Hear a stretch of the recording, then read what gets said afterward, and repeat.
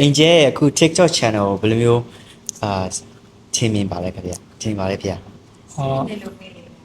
ဒီသမီးလေးကိုဦးဇင်းတို့သိခဲ့တာကပြီးခဲ့တဲ့နေ့က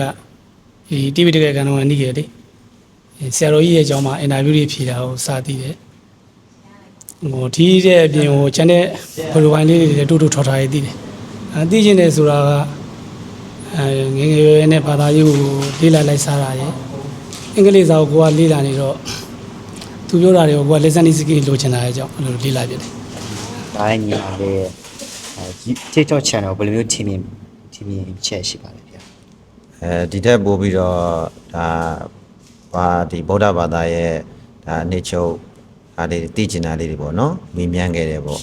ဒါဆရာတော်တွေကလည်းဒါဒီဒကမလေးသိတာအဝသိကျင်တာလေးတွေပြန်ပြီးတော့ဖြေချပေးခဲ့တယ်ပေါ့အဲ့ဒါလေးအတွက်ဒါပို့ပြီးတော့ဒီဗုဒ္ဓဘာသာရဲ့